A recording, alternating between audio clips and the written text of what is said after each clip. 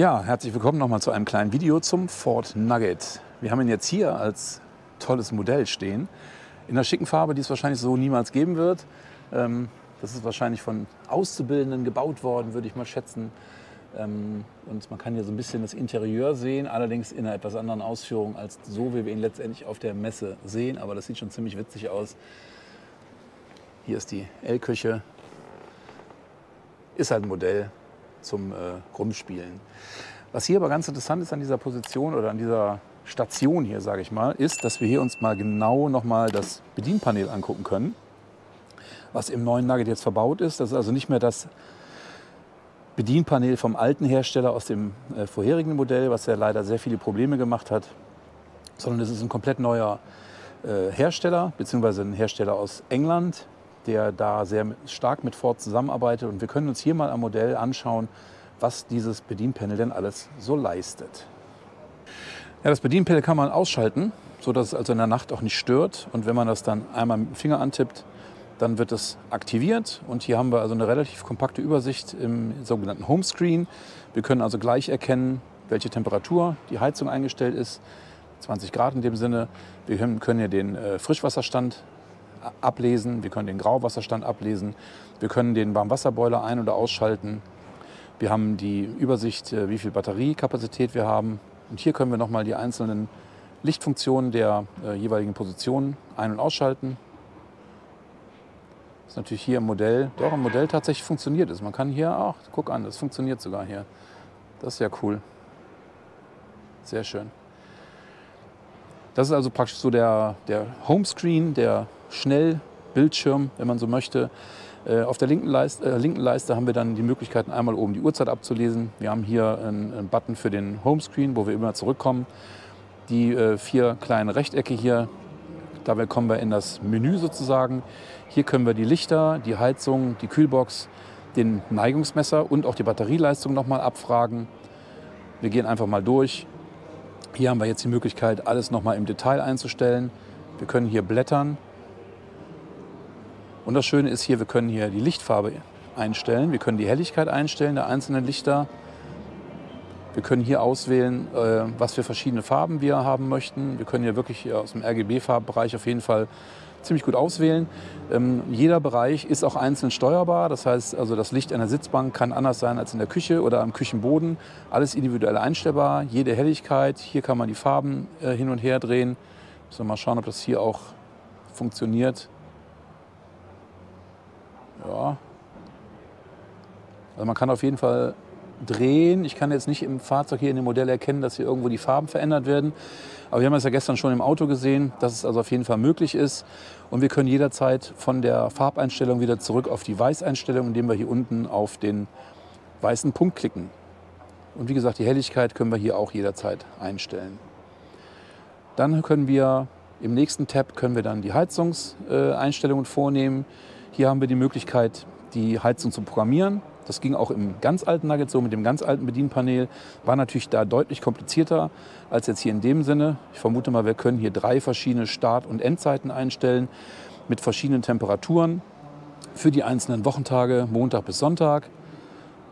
Und wenn ich hier auf Bearbeiten klicke, kann ich jetzt hier einstellen, um wie viel Uhr die Heizung angehen soll, um wie viel Uhr sie ausgehen soll und welche Temperatur erreicht werden soll. Finde ich schon ziemlich klasse. Deutlich einfacher als im alten Nugget auf jeden Fall. Die Kühlbox-Einstellung kann man hier vornehmen, leider nicht in echten Grad Celsius, sondern hier wie im alten Modell auch in 5 verschiedenen Stufen. Ich gehe mal davon aus, dass 5 dann halt die Gefrierstufe ist. Und wir haben unseren Nugget ja in der Regel meistens auf 2 oder vielleicht auch Stufe 3 eingestellt. Dann haben wir ganz neu im Nugget das erste Mal einen Neigungssensor. Das heißt also, das Fahrzeug nivelliert sich natürlich nicht automatisch aus, sondern es wird hier angezeigt, wie denn die Neigung des Fahrzeugs ist. Einmal in der Neigungsrichtung nach vorne und einmal in der Neigungsrichtung zur Seite. Das ist jetzt hier eine Simulation, die läuft. Man kann also hier ganz gut sehen, dass das Fahrzeug hier in so einer Art Kompassanzeige wunderbar einnivelliert wird. Ich denke mal, das kann man gut dazu benutzen, um dann mal auf dem Stellplatz zu schauen, ist das Fahrzeug halbwegs gerade, muss ich vielleicht doch die Auffahrkeile aus dem Auto rausholen und dann auf die Keile drauf fahren. Es gibt ja leider was heißt leider? Es gibt ja einige Leute, die sind sehr empfindlich, was Schiefstehen angeht. Und das kann man damit ein bisschen verbessern. Dann haben wir noch die Leistung der Batterie. Die zeigt also hier an, wie voll die Batterie ist, wie stark die Spannung der Batterie ist, 70% jetzt hier in dem Modell. Es wird angezeigt, wie viel geladen wird zurzeit. Und es wird ja, vermutlich mal vom Solarpanel, ganz genau, hier noch angezeigt, wie viel vom Solarpanel ankommt und wie lange es ungefähr dauert, bis die Batterie dann wieder 100% erreicht hat. Es bleibt abzuwarten, inwiefern in dem Fahrzeug ein Ladebooster eingebaut ist. Das weiß ich jetzt auch noch nicht genau, das haben wir nicht mitbekommen. Beim alten Modell war es ja so, dass im Prinzip über die normale Funktion während der Fahrt die Batterie nie ganz bis 100% geladen wurde. Das müssen wir mal einfach schauen, wie sich das jetzt hier im neuen Fahrzeug verhält. Und da ist der Timo. Guten Morgen. Jetzt muss ich wieder aufs Bild. Ich bin eher wach als du. Nein, film doch mal besser, das ist doch fotogener, weil ich brauche erstmal noch einen Kaffee, bevor hier die Augenringe nicht... Du hast überhaupt vor allem gar kein Mikrofon, man kann dich jetzt gar nicht hören. Man muss hier reinsprechen. Ja, ich brauche erstmal einen Kaffee. Guten Morgen. Gehen wir noch mal ganz kurz hier auf das Bedienpanel ein. Also, wie gesagt, das ist der Homescreen. Wenn wir alle Einstellungen getätigt haben, wir können jetzt hier halt die Heizungstemperatur einstellen. Wofür der Schalter ist, hier kann man wahrscheinlich die Heizung noch mal ein- oder ausschalten. Vermutlich mal hier die Lüftung verändern. Das muss ich tatsächlich nachfragen, wofür das genau ist. Und ja, wir haben jetzt hier auf der linken Seite noch die Möglichkeit, uns Benachrichtigungen anzuschauen, weil der Timo hat ja noch herausgefunden, dass das Bedienpanel auch mit einer App funktioniert. Und das, denke ich mal, ist auf jeden Fall eine ganz, ganz coole Sache. Das werden wir uns dann im Detail noch mal anschauen, wenn es dann wirklich auf dem Markt ist. Hier kann man Einstellungen vornehmen, Datum, Uhrzeit, Sprachen, Software-Updates laufen dann in Zukunft auch nicht mehr über den Händler, sondern die funktionieren über die App. Man kann das wirklich direkt selber handeln. Man muss also nicht das Gerät irgendwie umständlich irgendwo ausbauen oder eine SD-Karte, eine SIM-Karte, eine USB-Stecker reinstecken, sondern man hat hier die Möglichkeit, gleich Software-Updates über das eigene Smartphone zu machen. Das finde ich wirklich Weltklasse. Ja, und Sprachen, Deutsch und Englisch sind jetzt drin. Es sollen hier noch weitere Sprachen hinzugefügt werden. Ich glaube, du hast irgendwas gesagt, Timo, von Englisch, Französisch, Italienisch und natürlich Deutsch. Spanisch. Spanisch, genau. Ja, aber eine coole Sache. Das Display ist wirklich schön. Wir hoffen mal, dass das weniger störungsanfällig ist als das Teil vom vorherigen Hersteller, dessen Namen ich jetzt hier nicht nennen mag. Auf jeden Fall haben wir die Möglichkeit, hier jetzt ganz unten noch das Display auszuschalten, wenn man dann im Schlafmodus ist, damit einem nicht nachts das Licht irgendwie stört. Und das Display ist dunkel. Sehr schön. So, der Timo ist jetzt auch mit Kaffee versorgt gewesen und jetzt ist er fit. Die Augen sehen jetzt ein bisschen heller und wacher aus. Ja. Genau.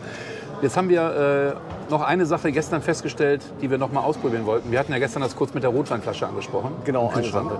Ich habe was besorgt. Das ist zwar kein Rotwein. Das ist kein Rotwein, aber leckerer Apfelsaft, aber von der Höhe ungefähr wie eine Rotweinflasche. Ja. Ne? Und wir hatten ja gestern gesagt, dass man das ja reinlegen muss wahrscheinlich, aber wir können mal aufmachen hier. Es ist so, dass die linke Seite tiefer ist als die rechte. Und es ist so, dass er hier reinpasst. Vielleicht sogar noch einen Ticken länger. Ja, es passt sogar eigentlich nah. Wir haben da noch 1,5 Zentimeter Platz. Ja. Und eine Flasche passt. Ja, cool. Das war nochmal, weil das wäre wirklich schade gewesen, wenn du jetzt nichts hochkant reinstellen kannst oder irgend sowas. Und ich denke mal, das ist ungefähr, na gut, ja, also ich denke mal, muss ja keine Weinflasche sein. Eine 1,25 oder 1,5 Liter Flasche Wasser oder Cola oder sonst irgendwas wird wahrscheinlich nicht. Das ist 1 Liter, ne? Ja, 1 Liter, genau, ja. Aber ich denke mal, eine größere Flasche wird dann schwierig. Die muss man dann wirklich reinlegen. Oder vielleicht... Das kann sein. Das 1,5 Liter sind ja manchmal auch ein bisschen breiter gebaut. Ja. Also das kann gut sein. Ich glaube, das war auch ein bisschen die Vorgabe, habe ich gestern gehört, dass das reinpasst. Ah, okay. Genau, eine Sache vielleicht noch mal, bevor du ausmachst. Ist mir gestern noch ein Kommentar gekommen. Ich hatte ja gestern diese Lesefunktion für mich entdeckt. Ne? Ich weiß jetzt nicht, ob die wirklich beabsichtigt war oder nicht, aber ich finde es ja richtig cool. Und da ging es halt darum, kann man das alleine bedienen? Und da muss man einfach noch mal sagen, ja, man kann es alleine bedienen, weil diese Nupsis sind ja drehbar. Und wenn man sie dreht, so sind sie halt zu. Das muss man halt so haben, um dann das Bett hochklappen zu können. Aber wenn man es halt so einmal dreht, dann ist das in der Bedienung halt immer offen. Und man kann es halt immer hoch und zu machen. Okay. Ne? So, und das kann man auch so lassen. Man muss halt nur daran denken, dass halt, wenn man das Bett dann hochklappt, dass man das halt wieder zumacht. Ja, ne? ja. Also das ist dann halt immer, auch wenn man oben ist, dann kann man mit einem Arm sozusagen das so machen. Ne? Und dann die Nupsis wieder rein. und dann geht's. Das ist auf jeden Fall eine sehr coole Funktion. Ja, also würde ich gerne nutzen, ne? Tatsächlich. Ja. So, ich habe euch ja vorhin schon ein bisschen was über das neue Bedienpanel gezeigt vom neuen Ford Nugget. Und jetzt haben wir hier den Jonathan stehen. Hi Jonathan. Hello. Er ist von Ford UK aus Dunton. That's correct. Und der zeigt uns ein bisschen was über das neue Panel. Nämlich man kann es nämlich auch wunderbar mit einem Smartphone bedienen. Wir haben jetzt hier ein Android-Smartphone. Es geht irgendwann auch mit einem iPhone. Und Jonathan wird uns jetzt ein bisschen was Kurzes zeigen über das Bedienpanel und über die Art und Weise, wie man denn letztendlich mit dem Gerät arbeiten kann. So, Jonathan, Yes. thank you very much for having me. And, Thank you for coming. I'd like to have a little introduction of the system, especially the connection between the smartphone and the panel in the car. What can you do with that? So what we can do with the smartphone and the camper touchscreen is you have remote control of your heating system, where we can control the temperature up and down, while also having interior and exterior temperatures read from the camper touchscreen itself. In the next version of the application, we'll have the ability to change the heating settings. So we have 3 heating settings. We have vent, off, and heat. Yeah. And the temperature will reach whatever you have selected in the program itself. Okay. We also have control of the 5-way RGB and warm white lighting system. As you can see between the two, if we press on the camper touchscreen, you have connectivity right the way through.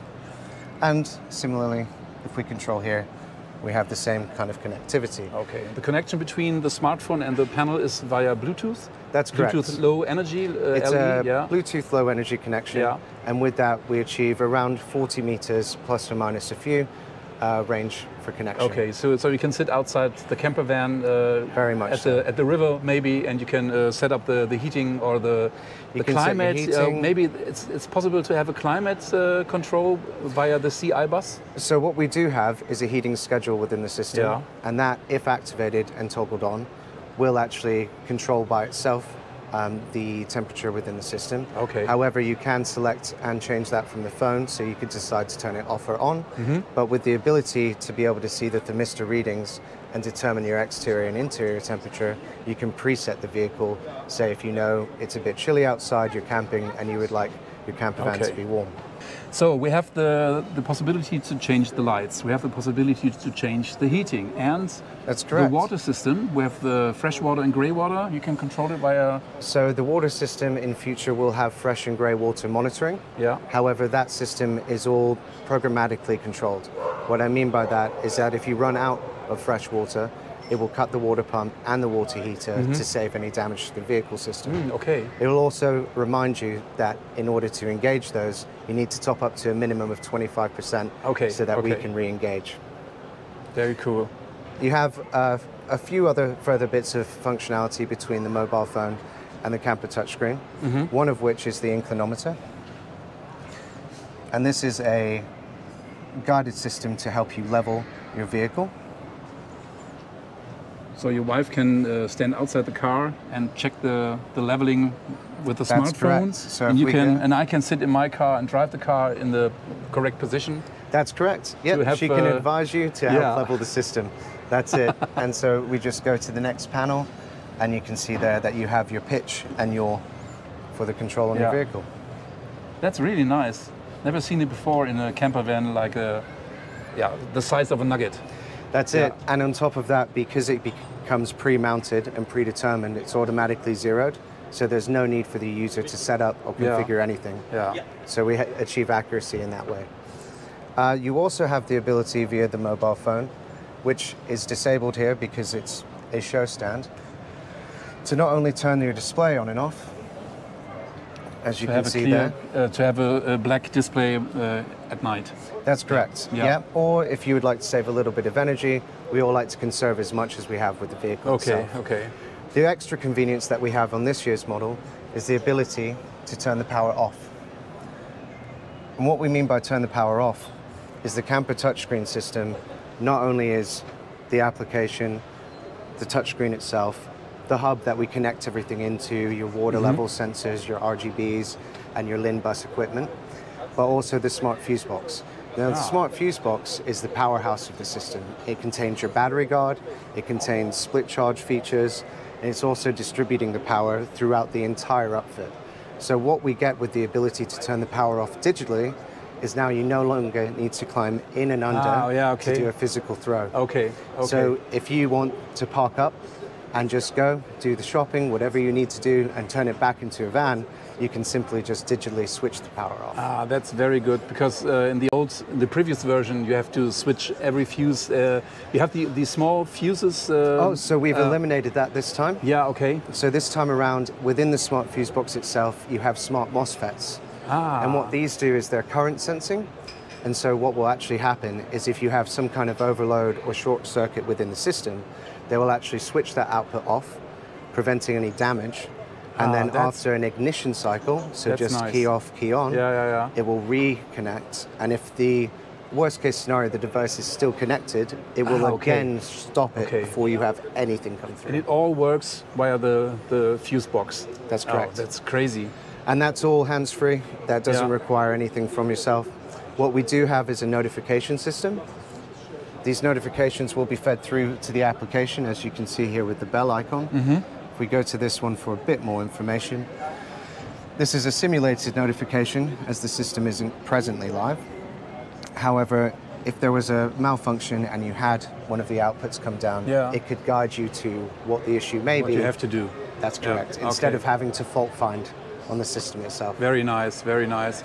And I saw it yesterday, you can update the system by yourself. You don't, it's no need to go to a dealer, to a Ford dealer to update the system. No SD card or USB stick or anything else. You can make it on your own by your smartphone. You can, yes. So a lot of us are familiar with QR codes these days, and we utilize that system here. Essentially, you go to your settings menu, come down here and go to software update. You would scan this QR code. That will take you automatically to a page on the web where you have a small file. Presently that file's around 1 megabyte. You download this file to your mobile device. Then you come back, come onto here, and the Camper touchscreen also has a private Wi-Fi connection. This enables us to load software in a controlled manner, so it's cybersecurity friendly. You know that your system can't be attacked. And what we do there is you pair with the information on there. You simply go into a web page which is 10.1.1, load that, and then you choose your file and upload. Once this says here, you've got a status to let you know that essentially you're uploading the file and then it's installing the file. Afterwards, you press system reset, goes on, off, and you're done. Very cool.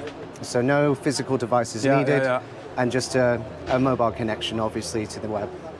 And the best thing is that we have the possibility to contact Ford or anyone at the company to tell them about some issues of the system, about new functionalities that would be nice to have.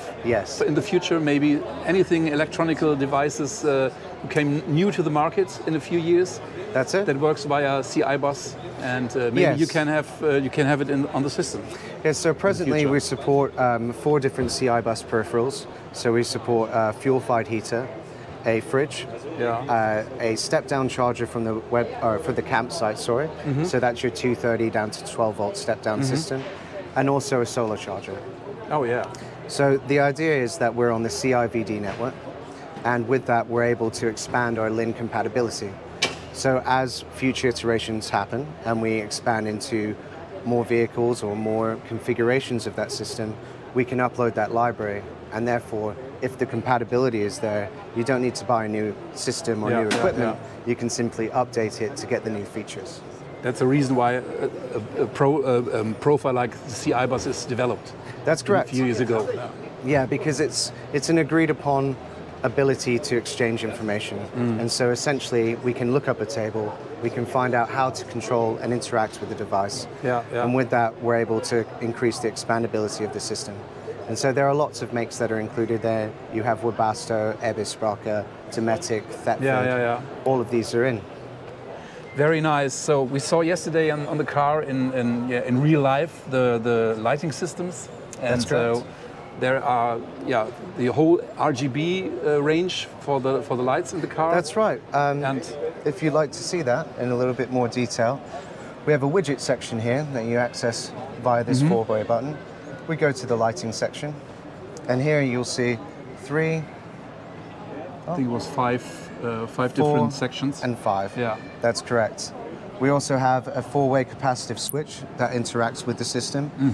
And then this can control global lighting on and off. You can also have your floor separately. Or the night mode. We have night mode, and we have different sections. Yeah. As you well know, in the Nugget, we have a two-room system for that. Now, traditionally, it's just warm white lights. However, we do RGB plus warm white. So what that means is you can still have your white light, which is great, and you do have brightness controls on this, so you can turn it up and down. However, if we touch this colored orb, you will see, there you go. Yeah. You will see that we can also change the color and the color palette. Also with that, you can still control the brightness on this as well. And from here, if you would like, you control the light switch on and off as well. Yeah. Can you sync the different lights to the same color? So presently, in this version of software, we don't have a copy to all. However, that is something that we're coming through with. Okay. So that way, you won't have to select each RGB independently. I think it's very, very difficult to point the right color on every single light. So. Especially when you have brightness as well. Yeah. So the idea is that as we update the system and we come out with new software updates, everyone gets that connectivity. So if we change the heating scheduling, or we change the ability to do the lights, or add anything like modal lighting, so you have cool or movies or any kind of system like that, you'll also be able to update and get that Very cool, functionality. very cool. So I think this is a very good evolution for the Nugget, especially, or for every other camper van. And that's correct. We really feel so. Yeah. The idea here is simply just to make the upfit easier, so it's one connected system, and on top of that, all of your systems are in one screen, in one application. So you don't have a separate water or separate heating systems, they're all together. Yeah, and I think the best thing is to have a direct contact to the development of the system, because the old panel in the previous Nugget was a little bit buggy, and we have some problems with the system, and I hope this will work better. Indeed, well, that's what we're aiming for. Yeah. That's why we have taken some improvements, such as changing your language is now quite simple. Yeah. And you know, with a few button presses. What additional languages are you planning to put in the system? So right now we do have English and German, specifically for this show so we can support. However, we will have the EU5 at launch. So that's going to be English, German, Italian, French, and Spanish. Okay. This can also be expanded upon later, but right now it's to capture those really good markets. Okay. Jonathan, thank you very much for the short tour about your new system. It was I very appreciate great. the time. Thank you. Okay. Thank you, Stefan. Bye-bye. Bye.